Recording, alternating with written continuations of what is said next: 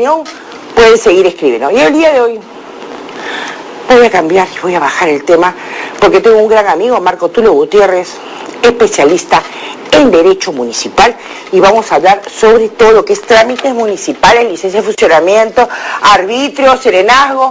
¿Cómo estás, Marco Antonio? Un placer estar acá en tu programa y decirte que comparto plenamente tu fastidio con relación a este tema, porque precisamente ayer en la universidad, en el tema de este derecho constitucional, mira, la Constitución es bien clara. Una de las condiciones del trabajo es la no afectación a la dignidad de la persona. Eso está en la Constitución del Estado. Y lógicamente la legislación de desarrollo constitucional proclama la protección pues de las condiciones laborales que evidentemente acá están siendo vulneradas, ¿no? Definitivamente. Yo no he querido meterme en eso, pero ese dueño del grifo voy a averiguar quién es y voy a decirlo en cámara. Pues no puede ser posible que las niñitas las tengan porque necesitan el trabajo, unas minifaldas que eran de este tamaño. Hay derecho, bueno, pero vamos al tema, municipios. Oye, tú eres experto en derechos municipales. No, tú también, tú has sido regidora, conoces bien este asunto. Bueno, pues, pero hoy día yo estoy... Justicia, ¿sí o no que es un trome en derecho municipal? Me dice que sí, ya, ok. Vamos, oye, vamos a hablar, la justicia está... Estoy chequeando si la balanza se equilibra, no sé. Olvídate, aquí la equilibramos a combazo, pero sí se equilibra. Por eso existe este programa, para que todas las personas puedan llamar. ¿A qué número, mi querido? 471-7545, el niño Emo me dice que sí, porque Valky está comiéndose su arroz con pollo arriba y no me da. Vamos, Valky, 471-7545, usted puede empezar a llamar a los teléfonos. Muy bien.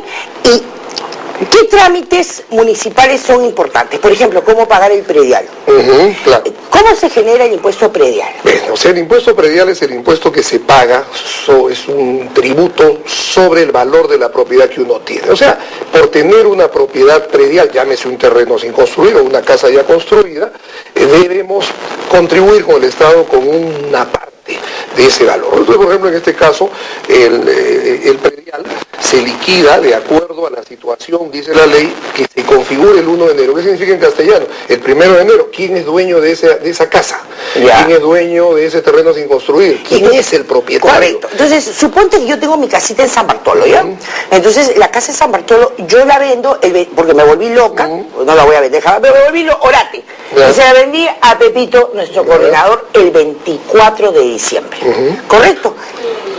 ¿Qué es lo que tengo que hacer para avisarle a la Municipalidad de San Bartolo de que yo ya no soy la dueña y que cualquier cosa con Pepito? Hay que presentar la declaración jurada. Fíjate, ese es mucho de los problemas que encontramos siempre los abogados, ¿no? Por favor, presentar declaración jurada. Los dos, tanto Pepito como tú. O sea, tú de que ya te vas de la contribución a la Eso se llama descargo. Baja de la situación. Me bajo, ya no estoy, ya esa casa no es mía. Y Pepito tiene que cargarla. Claro, y tiene que hacer la declaración por su cuenta, no necesitan ir juntos ambos a la municipalidad, cada cual lo hará, uno el 26, el 27, el 28, pero el 1 de enero debe saber la municipalidad que Pepito es el dueño de la casa y por lo tanto es a él al que le van a cobrar el tributo. Ahora, hay una casa y la casa son varios herederos.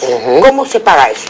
Bueno, en este caso, cuando hay herederos y no se ha hecho todavía la división, partición de los bienes, tienen que pagar todos. Es cierto que la ley establece que podría obligarse, exigirse el pago a uno, ¿no? Y ellos, pero en realidad en el tema municipal hay la costumbre de cobrar a la sucesión, ¿no? A que se declara la sucesión y alguien tiene que hacer el pago. Hay otros casos en los cuales ya hay un condominio, una copropiedad, ese ya es otro asunto. O sea que tú y yo, por ejemplo, decidimos comprarnos un terreno para construir un consultorio frente al municipio. Ahí está. Y nos ponemos ahí al frente a ver, oye, no sería mala idea, pero bueno, no, yo ahora no puedo, escúchame, yo estoy dedicada al Congreso, lo que no tenga malas ideas, escúchame. Entonces, compramos tú y yo un inmueble. Tú eres copropietario del 50% y yo del 50%. Tú pagas el 50% del impuesto. Así es, o sea, pago el 50% y tú el 50%. Y si fuéramos propietarios, ponte al 80-20, tú pagarás el 80% y yo el 20%. Ahora, si tú pagas tu 50% y yo que soy una fresca no pago el impuesto, ¿a ti te pueden cobrar todo o no? Bueno, ahí hay una situación bien interesante. Acuérdate que los tributos son a título personal. O sea, yo tengo que salir a responder por lo mío. Esto no es una empresa en la cual podría atribuírsele al gerente, ¿no? O sea, por extensión, por presunción. O sea, no es solidaria. No es solidaria. Cada uno paga su pedazo, así su porcentaje.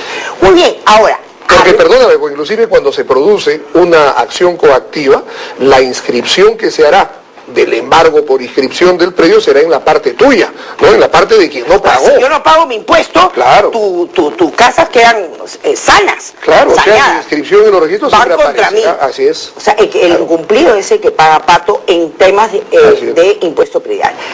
Si ustedes quieren llamar, pueden hacerlo. Sus comentarios, qué temas quieren ver, por favor dígalo, quieren casos, qué temas, porque nosotros vamos ideando y vamos poniendo qué temas. Yo creo que el tema municipal es un tema fuertísimo. Por ejemplo, arbitrios. ¿Qué cosas son arbitrios? Claro, ¿Por qué tengo que pagar arbitrios?